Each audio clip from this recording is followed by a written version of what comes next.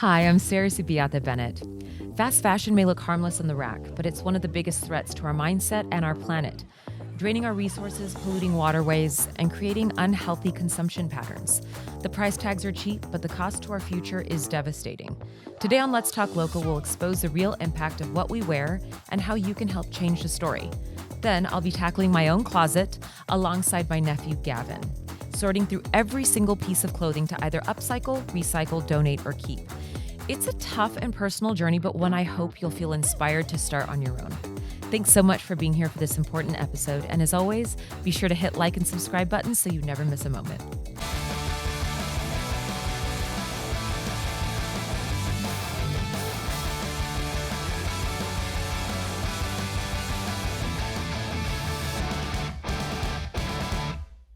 Gavin, Ricky. Hello. Hello. I am so looking forward to this. I've been wanting to have this episode for years now, but we haven't gotten around to it. So for our viewers and listeners, we're here at a location in my house in Dallas, and today's episode is about purchasing with a purpose. I believe that we're all addicted to fast fashion and fast food, and Father Josh's book kind of solidified that belief that I've had. Today I have my nephew Gavin Bueno with us. He is a style strategist and a clothing curator essentially, and he does that for me. He's doing this part-time as he's finishing at the University of Houston. My assistant, Ricky Casper, who you all have seen before, she's not just assisting me with all of the interior design work of this home, but you also are a certified professional organizer. Yes. So all of these methods that we're about to talk today regarding fast fashion, reduce, reusing, recycling, are coming from two people who are, one is an aspiring fashion industry professional, but has already been successful for me in selling some particular pieces. And Ricky, she's just worked for me for almost, it feels like 10 years, but anyways. It feels like 20. Thanks, Ricky. But no, it's just been so it great. is. So we're down here below the primary bedroom, and we're going to be gutting this entire home eventually. But one of the things that's been driving me to want to go upstairs and ensure some type of process exists for my clothing, my shoes, accessories, etc., is because I tend to just buy on impulse. So I just don't have this closet. I have 2 back overflow closets and a closet at the ranch. And there's an app that I'm now using called Indyx. So everything just in this closet upstairs has mostly been added into this app because, unlike many of you guys, I have to be on this show and not looking haggard. So I want to make sure that I'm not leaving this huge footprint in terms of buying things that I'm not going to use. Gavin, I know that you eventually are wanting to start your own fashion line. Mm-hmm. And you particularly have a passion for upcycling. Yes. Can you tell us what you are planning on doing today with me in terms of cycling my closet and upcycling in a really strategized fashion? And then we'll have Ricky weigh in as well. Yeah, so pretty much what upcycling is, for those of y'all that don't know, it's whenever you find used clothing and you rip it apart and you create something out of it. Like, for example, these jeans right here. I went to Goodwill. I bought a pair of Wranglers and a pair of Levi's, and I completely deconstructed them, ripped up the base pair, used a donator pair, and I made a pair of flare pants out of it, and it's super sick, super fun. I love making clothes. I love clothes, and being able to make things that fit yourself is it's such a useful skill to have. So what we're working on right now is going through your closet and everything that you're not really wearing at the moment, rather than throwing it all away, what we're going to work on is upcycling it, trying to see if we can create something out of it, something unique, only fit for you. Because what most people do, and what the problem is a lot of these brands, people buy it and you only wear it once or twice, and then you never really wear it again, and it just takes up useless space. And unfortunately, it goes to bad areas, landfills and stuff like that, pollutes things that shouldn't be polluted. It's unnecessary. So kind of trying to see if we can make art out of it is the goal. Yeah, I love that. And Ricky here, I think, is a lot more honest about the way that I use certain things upstairs and in all these other places, which will take time to sort through. But just for a purpose of inspiring people, a few things that I wrote down: fast fashion, or just overconsumption in general. It really, what it is doing, it's damaging, I believe, our value of craftsmanship and ethical production of clothing in general. And then something that I want to hit on is that I think that this whole, not just fast fashion, but just overconsumption in general is fueling this idea of we need new things all the time in order to be valuable. And that I disagree with, because there's a way that we're able to mix and match things in our closet and be purposeful about it just by being planful, because I want to start doing things differently. I want to leave a different footprint. And right now I have this dynamic duo who's going to help me start changing my ways. I don't want to continue polluting the world, and I want to keep pieces for longer. I want to be able to have some legacy pieces. I do have some legacy pieces already that I want to give to my kiddos. Not so much Lewis, but maybe his wife one day, and upcycle as well. But something that I wrote here that I thought was just really interesting that Gavin had brought to my attention last night is that washing synthetic clothing, like anything made with excessive polyester and microplastics, what it does is it ultimately damages marine life. It pollutes our waterways, and then our systems become backfilled with plastic particles that eventually wind up in our food. So this whole cycle is ultra damaging, because I asked, like, I have already purchased things, let's just say some impulse purchases, right, of things that are fast fashion. Let's say it's Zara. I hate the fact that washing those things is polluting our earth. So the research that I want to do is to determine what to do with the clothes that I've already purchased, even though I get a lot of wear out of them, of things that I'm running around the house in. What is the responsible thing to do with those items? Do you have any input, either of you particularly, Gavin? In my opinion, and the way that I see it, as soon as those articles of clothing have left the factory, it's not whenever you buy it, it's whenever they left the factory, the damage has been done. It's out there, it's existing. But further damage is done when we're here washing it in my home. Correct. Or our homes, yeah. Correct. But I think that right now, and ways to avoid it, and if you have fast fashion pieces in your home that's made from these poor quality items, I think finding ways to upcycle it, even if you're not making clothes out of it, you can even make something like a curtain, right? Something that you're not washing very often, and kind of finding ways to utilize that material where you're not damaging things that shouldn't be damaged, correct? So working on doing that, right now I'm seeing a trend with people my age where they're constantly going to places like Goodwill and all of these places, and they're doing exactly what I'm doing with upcycling. So the amount of people that are doing it is rising by the day. So going out and finding someone to take these pieces from you, I can't guarantee that they will be able to do something with these pieces, but they can definitely try to do something to prevent further damage being done. And you can kind of explain to them what your goal is, and they can help you out with it. Okay, I love that. And just for reference, Gavin's 21. And He's I'm 20 years almost younger than 40, me. and I love Goodwill too. See, I'm constantly buying her pieces as long as they're good quality, that I feel like could be worn again. And I see you wear them, and it makes me super happy.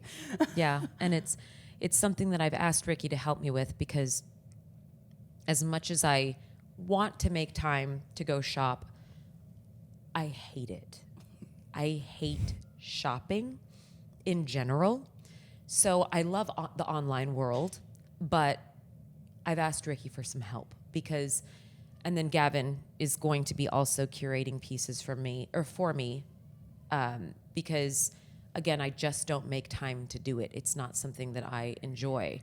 And I showed Gavin some Instagram pages of some of my girlfriends who are fabulous, and they are so good at having these iconic pieces constantly. So I know that they use a personal shopper. Many of my friends use a personal shopper. I don't, because I like to have my touch on every single piece. So I like for things to be sent to me from either Gavin or Ricky, and for me to say, yes, I will use this. No, I will not use this. Purchase it or don't purchase it.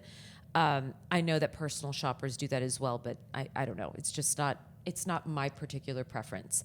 And then, yeah, this Indyx app is free. You can upgrade it to have parts of it that are, I think, paid for. Mm-hmm. But what I'm going to do is I'm just going to pull this app up right now, and I'm going to walk through a few things before we walk upstairs. So something interesting about this Indyx app is that I know you can't see from here, but all of these items of clothing, pictures of them have been uploaded. And I have a few hundred articles right now, which don't include a lot of overflow and other closet items. But let's just say a few hundred articles at the moment, which will probably be a few thousand once we're all done. You're able to put the costs that you paid for something times worn, the source, meaning was it a gift, was it self-made, was it secondhand, yes or no, date acquired, purchase price, original price, resale value, date sold/donated, and sold price. And then you're able to actually curate outfits from these individual items. So for someone like me who's wanting to be more planful, this is going to be really helpful, because I'm going to start planning my outfits for the week in advance, or possibly 2 weeks, depending on how much in advance Shannon and I are booking all of the guests for this show. But this just shows exactly how planful someone can be by utilizing the free portion. It seems like a pretty robust app. And although I'm just using the free membership now, my profile is Sarah9961, Sarah Subiata Bennett. So I guess I can invite my friends and earn Indyx credit. So everybody go download it. Yeah, text me and let me know if you want me to share this with you. Because again, if you're like me and you're just wanting to reduce what you're doing to our world, join. If not, just watch along while we walk upstairs. Ready to go? Let's do it. So we've moved to a section of my closet because this is going to be where we're doing a lot of groundwork. We were just talking about the fact they don't even wear polyester.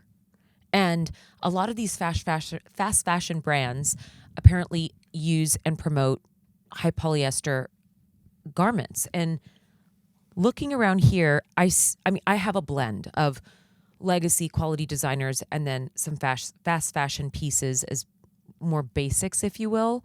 But we're going to be changing that. But before we get into all that, why do you not wear polyester? So one thing that I've noticed myself, and after doing some research, I noticed that your skin will actually absorb microplastics, and polyester gives off a lot of it just due to the fact that it's made out of plastic, and it's so fine. Each little thread is so fine to where you don't even know how much your skin is truly absorbing. And with what a lot of these fast fashion brands do is that they do blends with polyester and cotton. Okay. This is polyester. Yes. This was very expensive. I can imagine. There's brands. Yes. There's brands that use it. Sorry. Okay. There's brands that use it, and I myself, being what I would call a connoisseur in fashion, the only designer that I can sit here and promote that does polyester correctly, while the negative effects are still there. At the end of the day, you're still wearing polyester, but I believe Yohji Yamamoto is hands down the best designer with polyester. And he is the only name that I will wear that has polyester, personally. Okay. And how about you, Ricky? The main reason I don't wear polyester is because I've always noticed that it made me smell when I perspired. I don't know why. Just polyester. There are some blends that I can wear, but if it's majority polyester, even with my pool t-shirts, I just won't. I have a sponsor that sends me polyester shirts, and I'm like, I can't wear this. And then recently, I did have someone that was a few months pregnant mention that your skin absorbs that, and I had no idea. So now I am more conscientious about checking labels and things like that. So Interesting.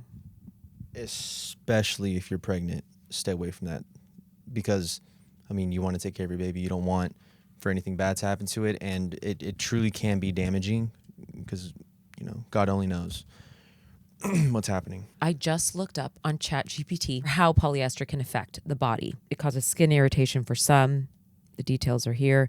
Increases risk of body odor. So because it absorbs oil and not water.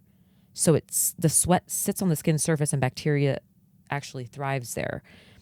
So the fabric tends to retain odor even after washing, leading to lingering smells. Potential hormone disruption. This is debated. Low quality polyesters may leach endocrine disrupting chemicals. Microplastic shedding. It's okay for most people in short durations.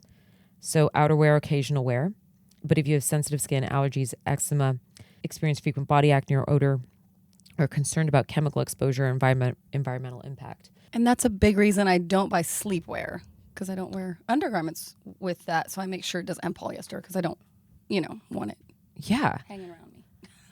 No, I think that's great. And so what Ricky did up here with her professional organizer mind is turn all of these hangers around. Because what I'm supposed to be doing is taking the hanger down, not removing the article of clothing from it, which I need to get better at, to determine what pieces that I choose. We're going to go through the closet first. They have marked the closet with these green tags. And what these are doing, Gavin, if you can speak to this, and then we'll go through the closet, the hanger situation. You can explain that. So right now we are in the process of clearing out. I want to try to get at least 50% out of here, because a lot of not a lot, a small percentage is it's fast fashion brands, and it's brands that are poor quality, that that most people wouldn't know are poor quality. Most people don't know the the cons in wearing these clothes and buying it and promoting it. So what I preach personally is I preach quality over quantity whenever you're buying clothes. Always reach for quality, because whenever you start reaching for quantity, that's whenever you start buying things that are unnecessary, things that aren't necessarily good for you, and just like fast fashion stuff. That's where a lot of people end up going wrong with buying fast fashion. So right now what we're doing is all of these things with the tags on them, Sarah's going to be going over and looking at them and making sure that she's okay with getting rid of them. And all of it will either be sold, recycled, if it can be recycled, upcycled, or donated. Some flagged items that are duplicates, because I don't want anyone to see that brand and be like, oh my gosh, that's not a good shirt. Because that was just a duplicate that we... Oh, got you. You may not want that. Well, in I your brand this time. asked for 2 of that one because I wear it so I much. thought that. Yeah. So some of that is with intention, because I'm kind of a creature of habit. Although I have clothes, I just kind of wear the same things because I don't plan as well with respect to what I'm going to wear. And I'm trying to change that, trying to change my habits. But what we were talking about downstairs that I thought was really important is we were saying, why do people feel the need to have a different look every damn time they're out? I don't have that need. It's not that strong, but I feel the pull occasionally to think, ooh, when did I last wear this? Who saw me in this? Who, blah, blah, blah, blah. Was this on my this at this time? How long has it been? Will people... So those conversations I have with myself, but those have just started recently creeping up since I started doing this. it wasn't always that way. So is this something that other people who aren't constantly on a show struggle with?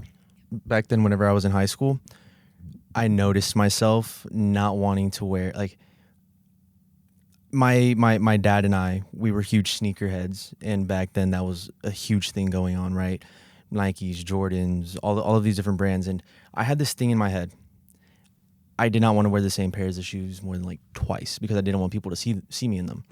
I wanted people to think that I was constantly like getting, and I'm not like this anymore because now I wear the same Birkenstocks, loafers, and tennies like every day. Now I just have my essentials. Yeah. But back then it was just, and I know that a lot of people my age and, you know, at honestly all age groups, just, it's almost like I wouldn't say an ego thing. It might be an ego thing. Just wanting to It's ego. It's vanity. Look good for everyone and wanting people to think that you are living a life that you may not really be living, or that you have money that they don't. It's just all about ego, right? So that's a lot of people's thought process in it, and that's why a lot of people end up going and buying these fast fashion brands, because at the prices that they're at, which the prices for these brands are going up, and for the prices that you are paying for these brands, you can get actual quality. Ricky, you don't have social media, really. Like, you don't post yourself anywhere. Yeah, I don't. But you do you feel that pressure? I do, if I'm being honest. Really? And I'll give you an example. So I think there are a lot of people that, to a certain scale, maybe have those insecurities or thoughts, and it doesn't necessarily have to be vanity. For example, I typically only come into Dallas once a week. So I might put an outfit together and then think, well, I just wore this shirt last week when I met with Sarah. I don't want to wear the same shirt. That's weird. Really? I think it's weird, but it's not like I'm just like, oh, she's going to think I don't have clothes. You know, it's just like, to me, that's weird. The same way I probably wouldn't wear a shirt 2 days in a row, even if I had the same shirt. I don't mind wearing something like once the next week, but then it's to scale for someone. You might say, I don't want to wear this because I've worn it this year. I have to be honest with you guys. How many times do I wear a shirt? Like, you know, I have my little staple workout outfits. Mm-hmm. I wear that probably every time I see you because I don't think about it. Yeah. And I work out in things that look the same every darn time. I don't think about that.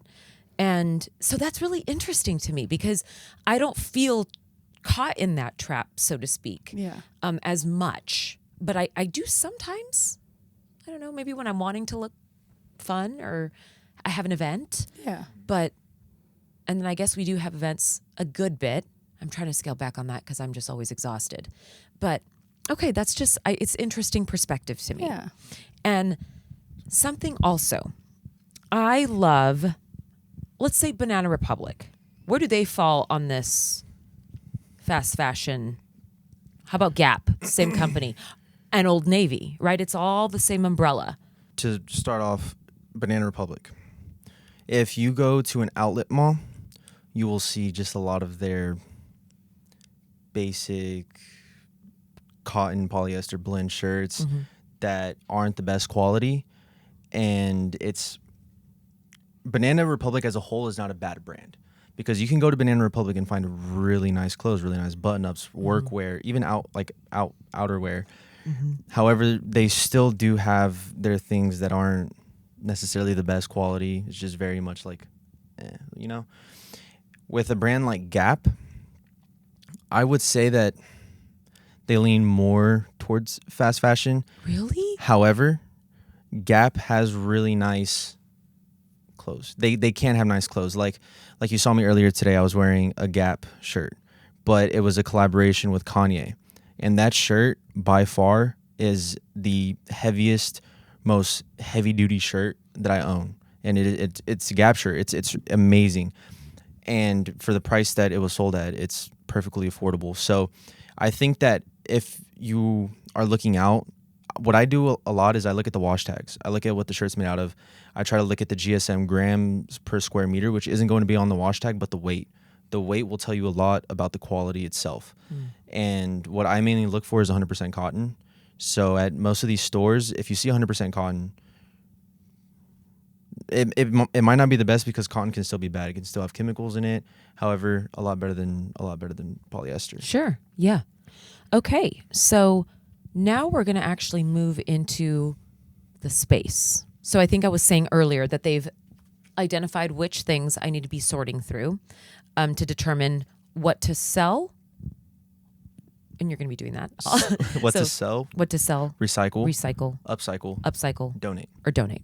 So recycling is, what does that mean? So recycling. What is the difference between recycling and upcycling? So what I do, working with a lot of jeans, there's brands like Levi, and I highly promote Levi because it is such an amazing brand.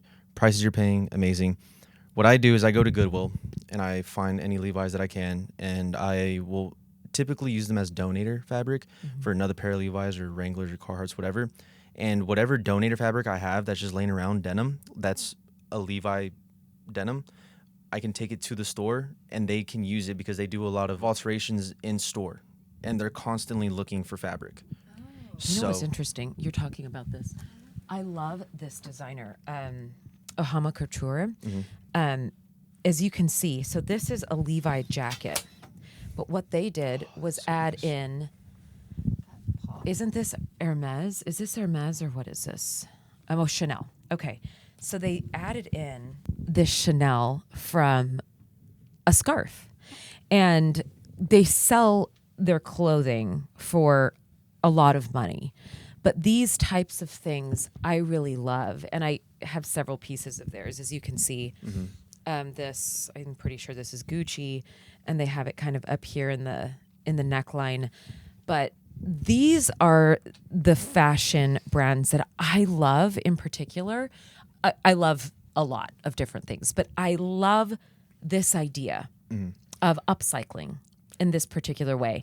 And what made her start the company is that her mother or grandmother or both had a large assortment of scarves, a scarf collection.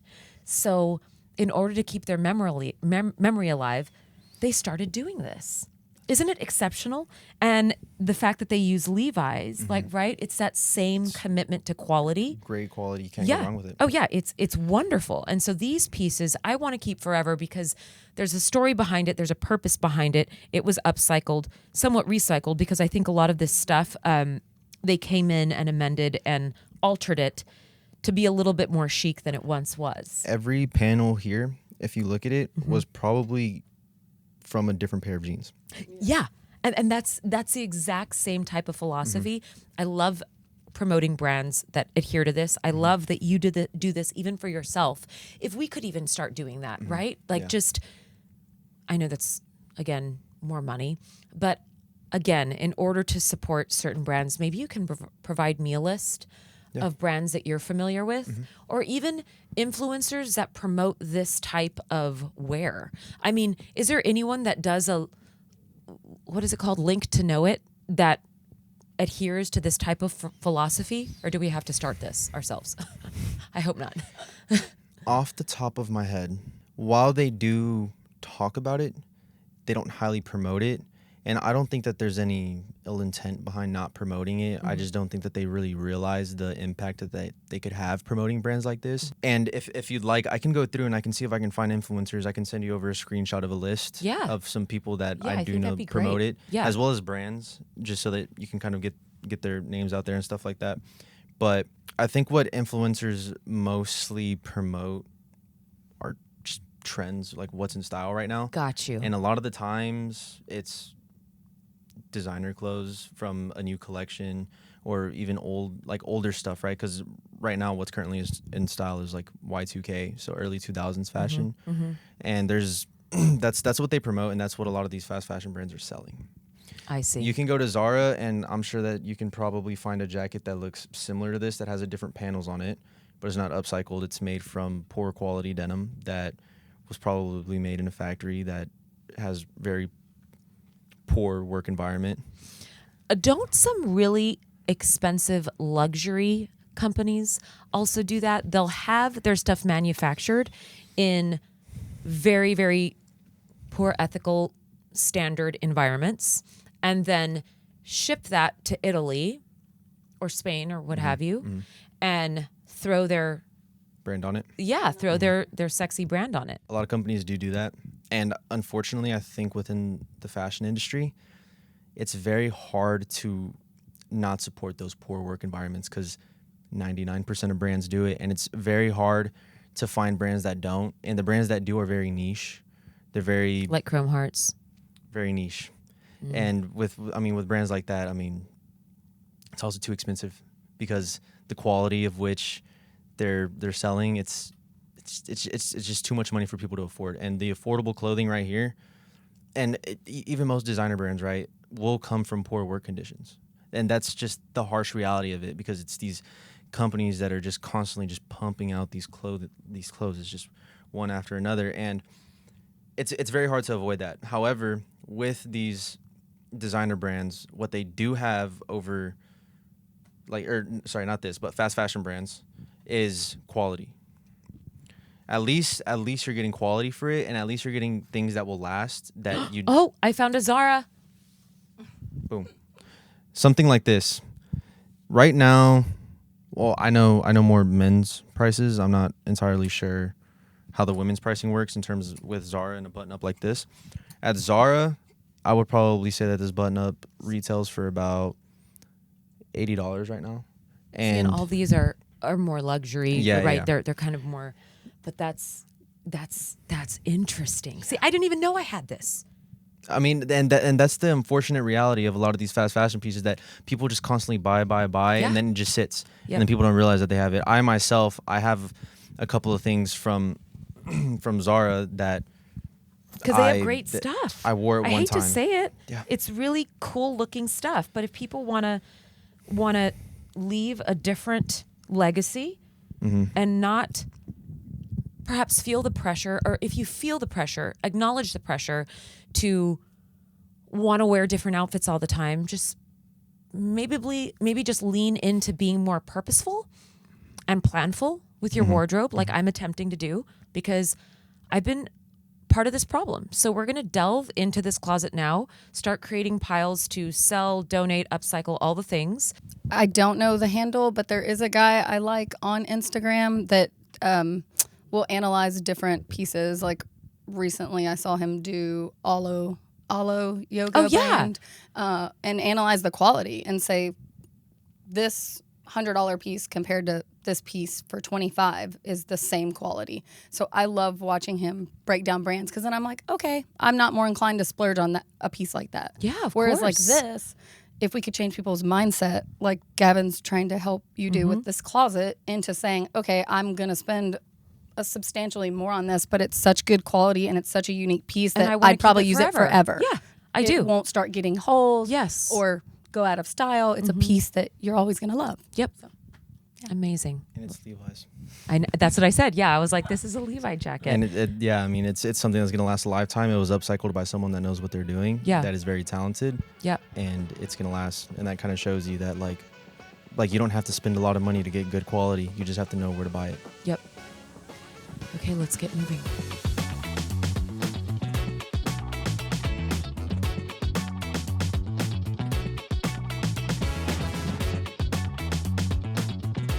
So this is a lot more stressful than I would have otherwise thought.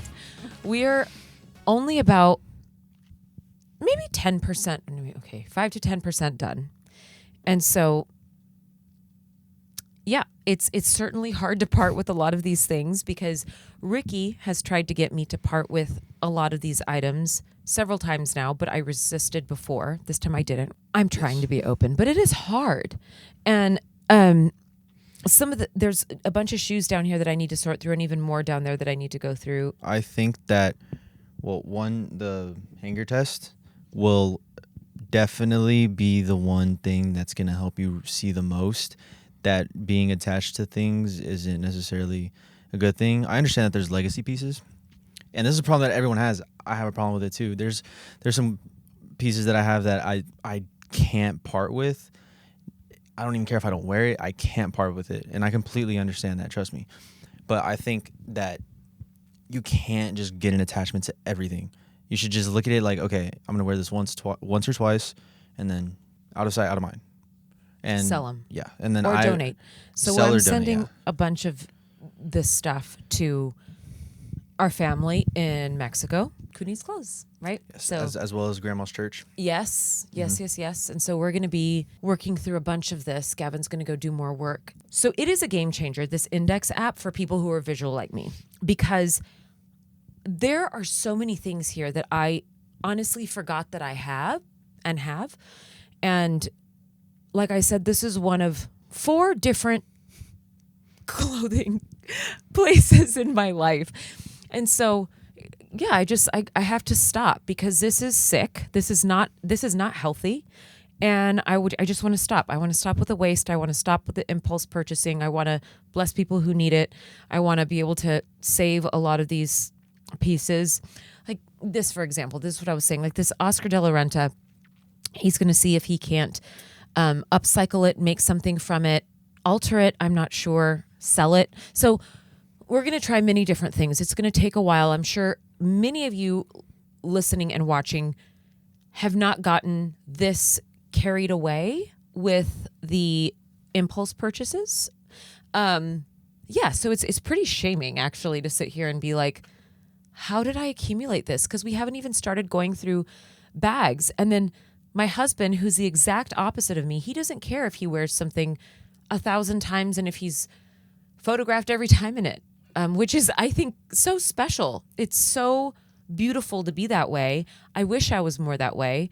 And yeah, so it's a change. So something to kind of add on to, with the way Monty is with his clothes, it's basics. It's basics. It's everyday things, and it's things that can be worn at anywhere. Yeah. He only owns Levi's. And he wears them. It's a great brand to own. Yeah. But I think with people like me and you, where it's not just a matter of, if like we don't care if it's just something on our back, we want to look. It's good. more artistic, and we're creative people. Of course, and it's something that we're passionate about. We love it. Yeah. And I think with us trying to adopt healthier habits, in terms of fulfilling that need or that want, not need, but want of wanting to get a new piece every single week or whatever, it's adopting healthier habits. So learning how to cycle out clothes, making sure that things aren't going to waste, things aren't just sitting, because I promise you that there's someone out there that is looking to wear and buy what you have that you're not wearing. Always. So it's like, and it's kind of like the analogy that I gave you yesterday, right? It's like you should be open, view clothes as buying a car. You should be open to investing in a brand new car if that car you're only going to put so little miles on, and it's going to be a nice piece that you can just have, pass down. It's a beautiful classic, right? And then there's the used cars that you buy, you put a couple miles on, and then you sell. And doing it like that, looking at it like that, it's almost like it's an investment. You're not going to lose your value. People can't afford a lot of these brands. 1,000%.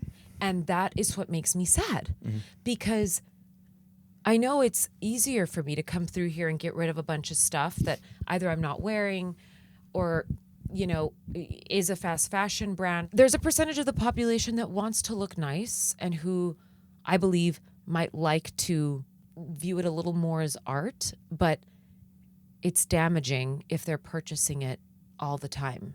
For the people that don't have the money to be able to really invest in pieces that they truly love, there's alternatives.